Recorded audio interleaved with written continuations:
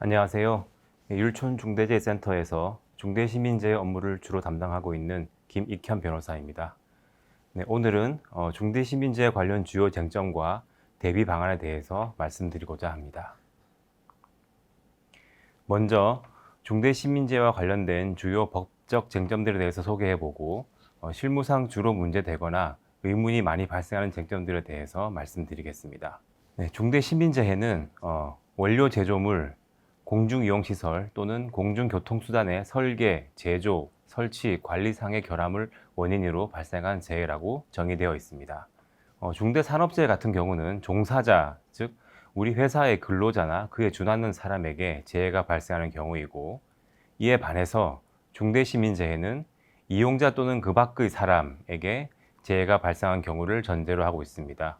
즉 우리 회사의 근로자나 종사자가 아닌 그 밖의 외부인에게 재해가 발생하는 경우라는 점에서 차이가 있습니다.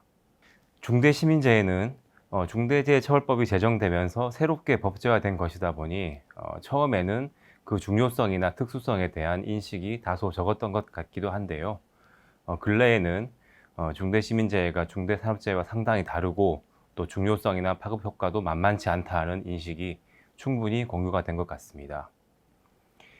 중대시민재해는 피해 규모나 관련 당사자가 광범위할 수 있다는 특징이 있습니다. 소비자, 일반 대중과 접점이 있는 영역에서 발생하는 것이다 보니 그렇습니다.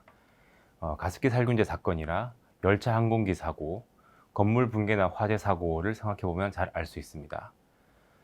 외부적 대응에 있어서도 중대시민재해의 경우에는 법무부나 고용노동부, 산업통상자원부, 국토부 등 여러 소관 부처들이 있다는 점에서 차이점이 있습니다. 회사 내부적으로도 여러 부서들이 중첩적으로 관련이 되고요. 경우에 따라서는 기업 이미지나 사업 손익, 경영 전반에 심각한 영향을 줄 수도 있습니다. 또한 다수의 피해자가 발생할 수 있고 집단 소송이나 징벌적 손해배상의 문제, 또 넓은 의미의 다양한 소비자 클레임과 연계될 가능성과 리스크가 존재합니다. 앞서 말씀드린 것처럼 중대시민재해는 원료 제조물, 공중이용시설 또는 공중교통수단의 설계, 제조, 설치 관리상의 결함을 원인으로 발생한 재해입니다. 원료 제조물, 공중이용시설, 공중교통수단의 의미나 범위에 대해서 차례로 간략히 말씀드리겠습니다. 제조물은 제조물책임법에서의 개념을 생각하면 되겠고요. 원료는 제조에 투입되는 재료로서 이해할 수 있습니다. 생산, 제조, 판매, 유통 과정 전반에 적용이 되기 때문에 사업자의 모든 사업과 영업 과정에서 원료 제조물이 포함될 수 있습니다. 시행령 8조 제3호 또 별표 5에 리스트가 열거되어 있는데 거기에 한정되지는 않습니다. 물론 이용자의 순수한 부주의로 인한 사고나 자연재난으로 인한 사고 등은 중대시민재해에 해당할 가능성이 낮아집니다. 공중이용시설은 법 제2호, 제4호, 가나, 다라, 목, 그리고 시행령 제3조 1, 2, 3, 4호, 그리고 별표 2, 3에 규정이 되어 있는데요. 여러 다른 법령의 규정들을 원용해서 범위를 정하고 있습니다. 네, 크게는 다중이용시설, 시설물, 영업장이 있고, 그리고 그 밖에 이에 준하는 시설로서 재해 발생 시 생명, 신체상의 피해가 우려가 높은 장소라는 일반 규정도 두고 있습니다. 네, 이러한 형태로 되어 있다 보니까 제조물에 비해서 공중이용시설의 범위 해석에 의문이 생기는 경우가 의외로 많습니다. 문헌이나 관련 법령의 내용을 기초로 하되 안전보건 확보가 필요한지 등 법 취지를 고려해서 판단할 수밖에 없다고 할 수 있겠습니다. 네, 공중교통수단은 철도 차량, 또 여객자동차 운송 사업에 사용되는 승합차, 여객선, 항공기 이렇게 정의되어 있고요. 역시 여기 보시는 것처럼 관련 법령의 규정들을 원용해서 범위를 정하고 있습니다. 중대재해처벌법에서는 이러한 중대시민재해 예방을 위해서 이행해야 할 안전보건 확보 의무를 규정하고 있습니다. 간략히 말씀을 드리겠습니다. 네, 중대재해처벌법은 구체적인 안전보건 활동이 아니라 경영 책임자를 중심으로 전사적인 안전보건 관리 체계를 구축하고 관련 의무들을 이행할 것을 규정하고 있습니다. 안전보건 관리 체계란 기업의 경영 방침에 따라서 예산, 인력, 업무 절차, 처리 방법 등이 유기적으로 조직 관리되는 일련의 시스템을 말하는데요. 중대시민재의 경우에 법 제9조, 시행령 제8조, 9조, 10조, 11조의 그 내용을 정하고 있습니다. 원료 제조물이나 공중이용시설, 공중교통수단 관련해서 각각 조금씩 차이가 있고 또 특례 규정 같은 것도 있습니다만, 네, 대체적으로는 이 표에 있는 것처럼 인력 확보, 예산 편성 및 집행, 또 관계 법령에 따른 안전점검 계획 및 수행, 또 안전계획의 수립 및 이행, 또 재해 발생 시의 대책 수립, 또 정기적으로 경영 책임자가 점검 결과를 보고받고 필요한 조치를 할 것 등등으로 요약할 수 있습니다. 네, 따라서 각 회사의 사업 내용이나 조직 등에 맞도록, 그리고 각 회사의 구체적 사정에 맞도록 위 의무 이행이 가능한 그런 안전보건관리 체계를 수립하고 작동될 수 있도록 유지해야 하겠습니다. 네, 중대시민재해 관련 규정들이 다소 복잡하기도 하고 또 개념상 모호한 부분도 있다 보니까 실무적으로 의문이 발생하거나 검토가 필요한 쟁점들이 다수 발생하고 있습니다. 주요 내용들을 간략히 말씀드리겠습니다. 먼저 공중이용시설의 범위 관련 규정이 복잡해서 의문이 생기는 경우가 많은데요. 시행령 별표 2 제17호에서 말하는 복합용도 건축물 부분을 들 수 있겠습니다. 건축법 제2조 제2항에서 구분된 둘 이상의 용도에 사용되는 건축물로서 연면적 2,000제곱미터 이상인 것이 이제 공중이용시설에 해당되게 되는데, 건축물로서 연면적 2,000제곱미터 이상이면서 또 이제 그 규정에 해당되는 것들을 따라가 보면 굉장히 많은 용도의 건축물들이 열거되어 있습니다. 그러다 보니까 이 규정을 통해서 일정 규모가 있는 사실상의 대부분의 건축물들이 포함될 가능성이 있습니다. 네, 관련해서 건축물 대장상의 용도로 보는지, 또 실제 용도로 보는지, 또 2,000제곱미터 연면적을 전체 건물을 기준으로 하는 것인지 각 용도별로 보는 것인지, 또 층별로 구분 소유자가 다른 경우는 어떠한지, 또 임시 사용 승인 건축물이나 가설 건축물들은 어떠한지 등 여러 가지 쟁점들이 발생하게 됩니다.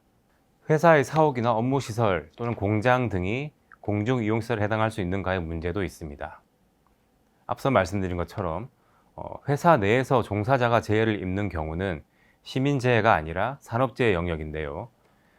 복합용도 건축물 규정 등에 의하면 회사의 업무시설이나 공장 등이 개념상으로는 공중이용시설에 포섭되는 경우가 상당히 많을 수 있습니다.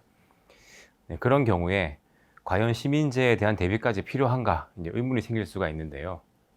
이에 대해서는 회사의 업무시설이나 공장에 우리 종사자가 아닌 외부인이 출입할 가능성이 전혀 없는지, 만약에 전혀 없다면 모르겠지만 외부인이 출입할 가능성이 조금이라도 있다라고 한다면 공중이용시설 관련된 의무를 이행하는 것이 안전하다라고 생각이 됩니다.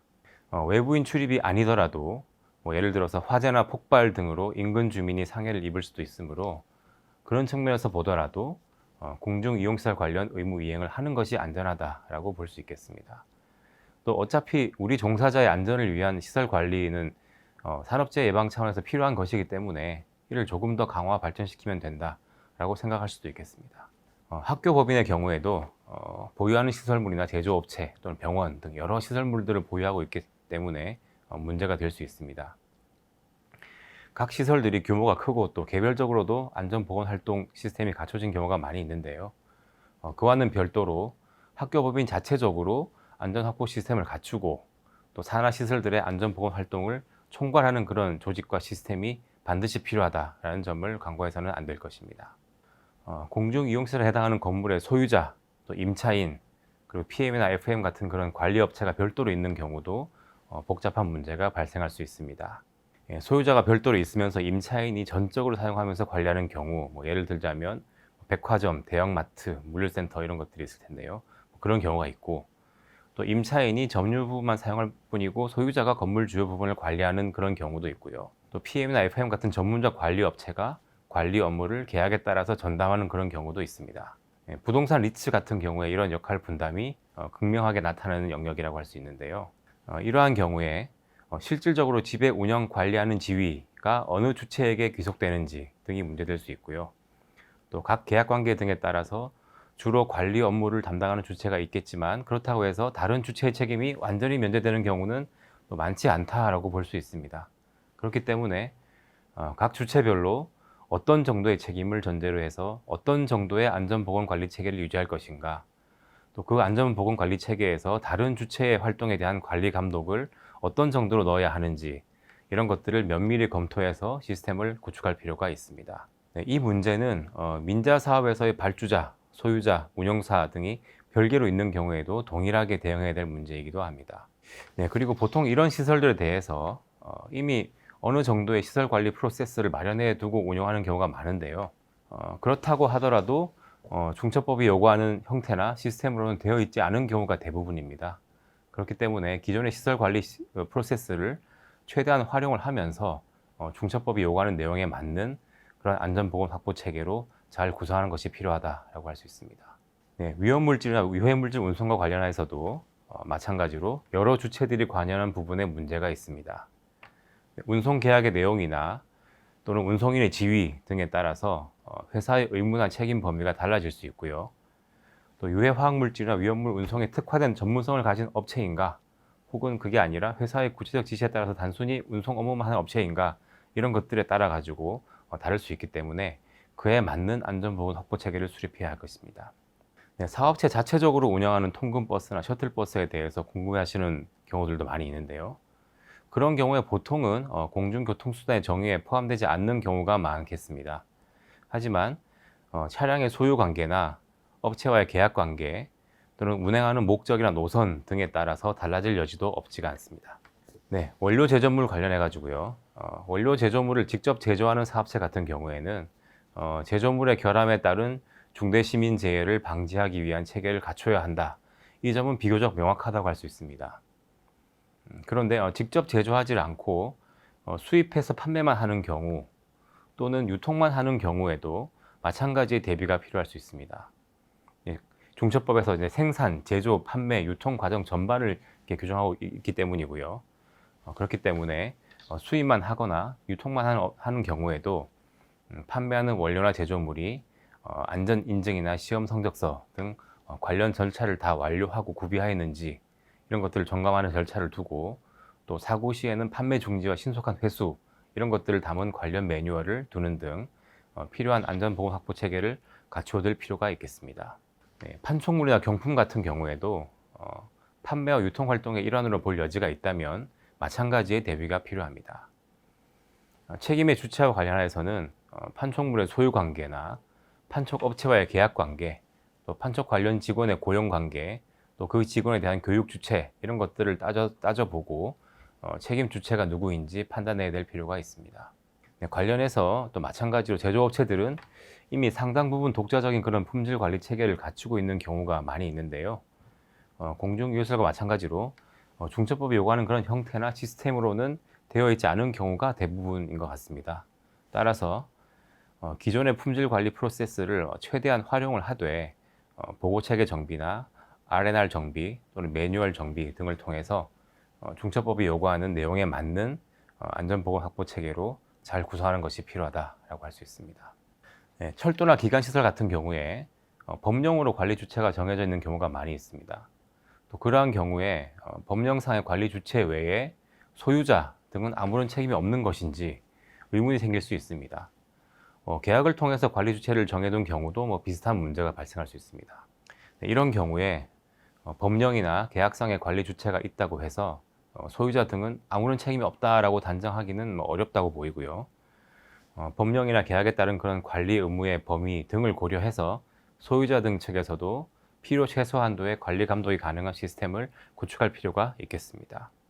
네, 그리고 마지막으로 이제 중대산업재해 같은 경우에는 안전보건 관련 법령이 산안법 관련 법령으로서 비교적 명확한데 반해서 중대시민재해는 워낙에 유형이나 대상이 광범위하다 보니까 관련 법령 또한 매우 광범위합니다.